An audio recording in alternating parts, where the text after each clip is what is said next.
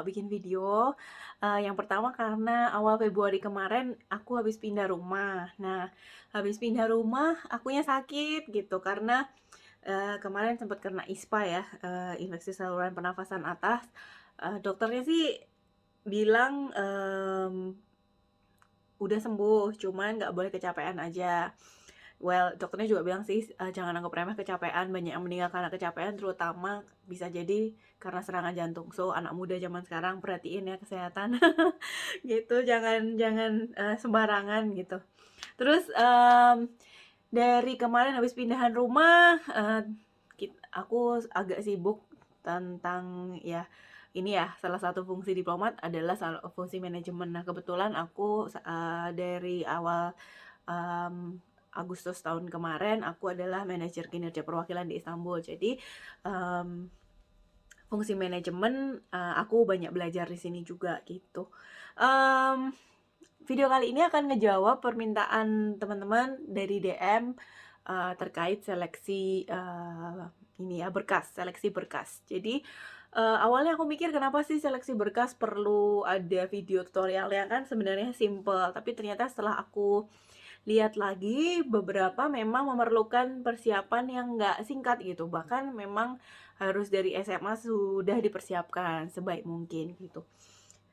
Langsungan aja, sebetulnya seleksi berkas ini adalah persyaratan bukti persyaratan tertulis atas prestasi yang sudah kalian tempuh selama ini, secara pendidikan ya tentunya gitu. Nah, syarat mutlak adalah misalnya nilai IPK kalian harus di atas 2,75, terus dari universitas berakreditasi A dan B, tapi aku yakinnya yang A ya, jangan yang B aku tidak terlalu yakin, tapi make sure untuk amannya kalian langsung aja daftar di sekolahan yang memang sudah terakreditasi A. Nah, dari dua contoh tersebut, misalnya IPK yang di atas 2,75, aku sih tidak menyarankan hanya mentarget segitu. Aku menyarankan sebisa mungkin IPK di atas 3,5, karena saingan teman-teman kalian itu pasti IPK-nya juga lebih lebih bagus lagi gitu loh. Jadi kalau IPK kalian masih kentang, kena tanggung, itu akan ya secara alami terseleksi dibandingkan teman-teman lainnya yang IP-nya memang sudah di atas 3,5. Apakah IP syarat mutlak? Tidak, pasti ada faktor-faktor lain yang mempengaruhi gitu. Terus, jurusan. Nah, banyak banget yang nge-DM aku, terkait salah jurusan. Jadi bilangnya, "Kak, aku cita-citanya jadi diplomat, tapi misalnya aku sudah terlanjur masuk jurusan pertanian, gimana solusinya?" Sebenarnya, jurusan itu harus kalian persiapkan dari SMA. Ada banyak jurusan yang masuk, misalnya dari sastra, dari ekonomi pembangunan, dari manajemen, itu pun masih bisa hukum, sastra asing masih bisa masuk. Jadi, pastikan baca dari kalian lulus SMA, jurusan apa yang jelas-jelas bisa masuk menjadi seorang diplomat. Kalau sudah terlambat banget dan memang masih pengen banget jadi diplomat, masih bisa S2. Kesempatannya lebih besar atau enggak, menurut aku semuanya samalah gitu. Meskipun kalau secara number, yang satu bukanya 70, yang satu cuma 20, tapi menurut aku coba aja gitu loh di semua tahapan kehidupan kalian, ketika itu memang jalannya kalian, ya akan masuk. Tapi, kalau memang jadi diplomat itu bukan jalan hidup kalian, ya meskipun aku ada temen yang dari universitas, salah satu universitas paling ternama negeri di Indonesia, yang dia juara lomba kemana-mana, tapi ternyata nggak keterima di Kemlu. Well, ya nggak usah bersedih gitu, pasti ada jalan lain buat kalian, kayak gitu. Terus persyaratan bahasa, misalnya sastra asing atau bahasa Inggris yang senilai 550 gitu. Jadi ini pun menurut aku juga persiapannya tidak singkat, karena untuk mencapai level 550 itu tentunya kalian perlu beberapa tahun untuk mastering kemampuan tersebut. Nah, selain itu juga harus sehat jasmani rohani, bebas narkotika. Nah, sehat jasmani rohani ini nanti akan ada tes kesehatannya, jadi jangan takut, yang penting kalian jaga makan, jangan jangan sampai kena misalnya anoreksia, bulimia, kayak gitu. Pokoknya jaga makan, jaga kesehatan badan, sebisa mungkin merawat olahraga, merawat diri dengan berolahraga juga kalau bisa minimal seminggu sekali, entah jalan ringan, entah lari, pokoknya masih ada aktivitas gitu.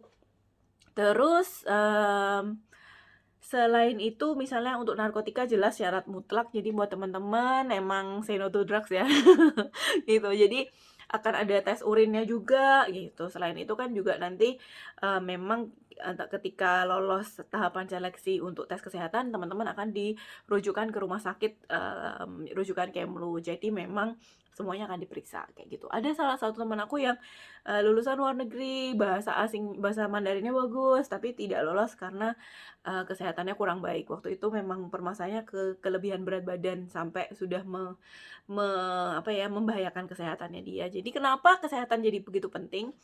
Logikanya adalah negara ketika merekrut teman-teman menjadi seorang diplomat, negara itu akan berinvestasi ke kalian gitu. Jadi dan nilai investasinya itu tidak kecil gitu. Contoh, seorang diplomat muda seperti aku, dari aku masuk sampai aku sekarang sudah menempuh pendidikan S2 di Australia, terus sekarang penempatan ke luar negeri, itu bisa lebih dari, hingga 2 miliar rupiah prediksi aku ya, karena beasiswa aku di Australia aja itu untuk 1 tahun beasiswa aja sudah berapa ratus juta, belum lagi kalau yang S2-nya 2 tahun misalnya. Itu tentunya nilai investasinya lebih besar lagi. Apakah semuanya dari Indonesia? Tidak, pasti ada juga dari trading-trading dari negara lain. Nah, dengan nilai investasi ke individu yang demikian besar, tentunya akan dipilih individu yang memiliki kemungkinan istilahnya berkontribusi besar. Jadi yang sehat, yang bisa bekerja lebih banyak seperti itu. Jadi memang akan dipilih yang sehat, yang pinter, yang bisa kerja kayak gitu. Nah itu that's the reality gitu. Saran aku adalah ya memang persiapannya tidak mudah dan memakan waktu yang lama. Tetapi bukan berarti tidak mungkin, itu aja. Nah, yang terakhir, selain dari sisi persiapan pendidikan, tentunya teman-teman itu akan diminta untuk mempersiapkan juga dari kelengkapan yang lain. Misalnya kayak foto, terus kemasannya, lalu juga cara misalnya mengisi formulirnya, kalau semisal masih pakai formulir ya. Misalnya waktu aku itu disuruh ngisi formulir, kalau disuruh ketik, ya diketik dengan komputer. Kalau misalnya tulis tangan, ya tulis dengan tangan. Jadi belajar mematuhi arahan yang diberikan. Terus misalnya gunakan foto berlatar belakang merah, ya gunakan foto berlatar belakang merah, jangan ditawar. Terus gunakan kemasan amplop plastik berwarna biru. Jadi belilah folder plastik berwarna biru, misalnya seperti itu. Baca dengan teliti, bikin checklist apa aja yang harus dikirim, minta tolong orang lain untuk memastikan kalian sudah mengisi semuanya dengan benar, just in case gitu. Nah, dan tentunya dikirimkan sebelum deadline gitu. Karena sepintar apapun kalian, seberprestasi apapun kalian, kalau kalian ngirimnya sudah lewat deadline, tidak ada ganggu-gugat, keputusan juri adalah mutlak. Jadi seperti itu. Sampai di sini video tentang tips seleksi berkas. Semoga bermanfaat dan semoga teman-teman bisa selangkah lebih dekat untuk menjadi seorang diplomat. Salam dari Istanbul. Drop me DMs if you happen to pass by in my profile in Instagram. Drop me questions. I'll be happy to answer that. See you soon in Ministry of Foreign Affairs. Bye bye.